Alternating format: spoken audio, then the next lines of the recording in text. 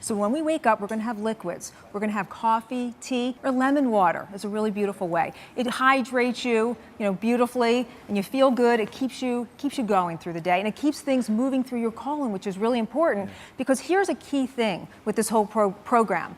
We want to keep things moving through the colon because we want to banish, we want to get rid of that belly bloat. So one of the things that we do on this program, we get rid of that belly bloat, right, ladies? Yes. In a big way. All right, so you design a plan so that once you eat your first meal, roughly 11 o'clock, we're going to walk you through what everyone else can do for the next couple hours of their day, because you can only eat for 8 hours. The first meal is at 11 o'clock.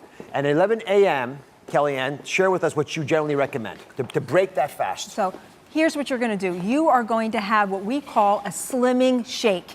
And why I love these shakes is because they've got protein in them.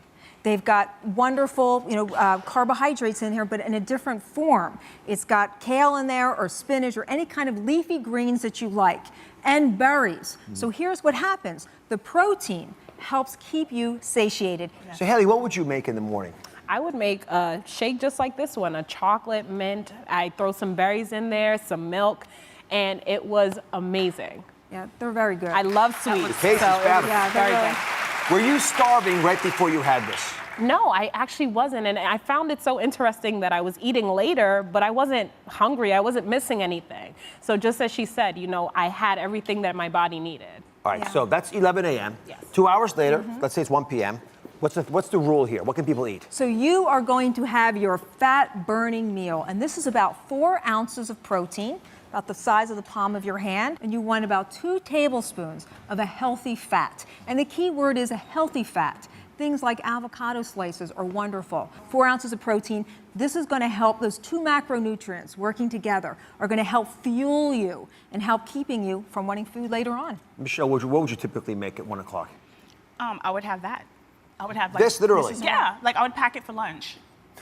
So was it salad and shrimp? It was salad and shrimp and a little bit of salt and pepper. This is not a lot of food. You're not And feeling I'm full though.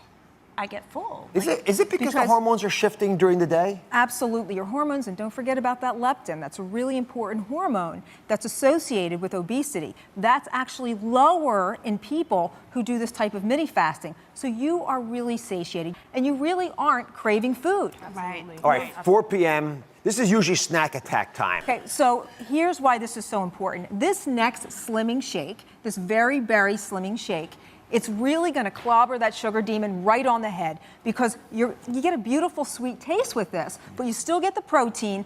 And so much of this comes down to, again, I keep going back to this, balancing your blood sugar. The protein is going to do that for you. Again, you've got the vitamins, the minerals, and the fiber. That is our key formula here to getting rid of that belly fat. Between 6 and 7 p.m., you're going to have your last real meal. What should that consist of? 4 ounces of protein.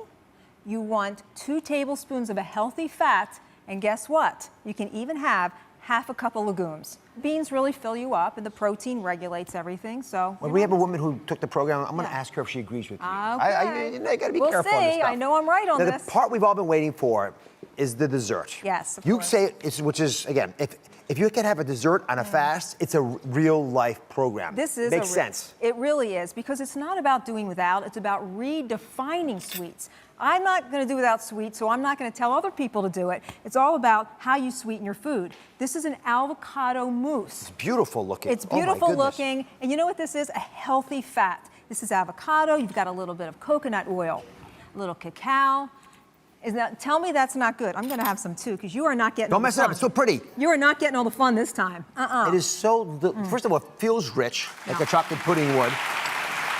And again, you're tricking our body with things that are good for us. You really are. I mean, this is such a great way to end the day with a dessert that actually supplies you with a healthy fat.